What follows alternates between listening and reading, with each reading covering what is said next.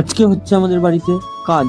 তো ওই বাকি কাজটুকু মিস্ত্রি দিয়ে করানো হচ্ছে, ঢালাইটা আর হচ্ছে ওই ইটগুলো প্লাস্টার করা হচ্ছে। প্লাস্টার যখন হচ্ছিল আমি বাড়িতে ছিলাম না, তারপরে এসে দেখি মিস্ত্রি ঢালাইয়ের জন্য মশলা মাখাচ্ছে। এটা হচ্ছে আমাদের মিস্ত্রি। তারপরে আবার এসে দেখি ঢালাইটা প্রায় কমপ্লিটই হয়ে গেছে, আমি আজকে বাড়িতেই ছিলাম না তেমন একটা।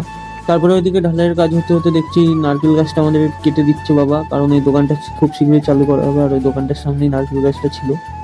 তো নারকেল গাছটা কাটতে উঠে গেছে ওই কাকুটা। এই নারকেল গাছটা আমার খুব শখের একটা গাছ ছিল, কিন্তু গাছটা কেটে দিচ্ছে।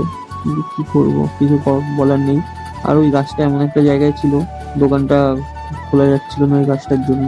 গাছ কাটার পর ওই নারকেলের ডগাগুলো সব টেনে টেনে নিয়ে যাচ্ছিলাম আমাদের পেছনের রাস্তায়।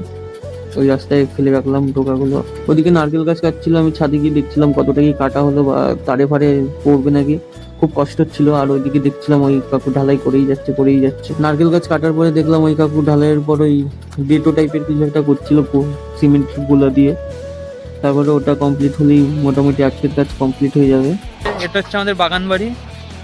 হ্যাঁ, যা বাগান দেখছো মোটামুটি পেছন দিয়ে সব আমাদের।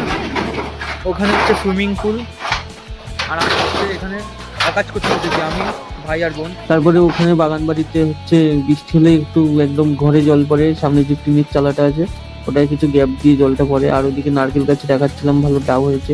বোনকে বলছিলাম পারবো, বোন বলছিল না, পারতে হবে না। আর ওই নিচে হচ্ছে যেখানে দেখাচ্ছি ওটা আমাদের ঘর ছিল। আর যেই ঘরটা এখন বাগান বাড়িতে আছে এই ঘরটার ওখানে মাটির ঘর ছিল। আর ওই সাইডটা আমাদের টিনের ঘর ছিল। আগে আমি বাগান বাড়িতেই থাকতাম, এখন রাস্তার ধারে চলে এসেছি। তারপরে বাগান বাড়ির ওই টিনের মধ্যে পাতা ফাতা পড়েছিল, ওই পাতা ফাতাগুলো সব কুচি কুচি বার করছি। আর ওইদিকে ভাই ঝাঁট দিয়ে বার করছিল। Guys tata bye bye. তো আমরা বাগান থেকে ঘুরে আসি। এই যে আমার বান্দর ভাই, আরে এই যে বান্দরিয়া বেহেন।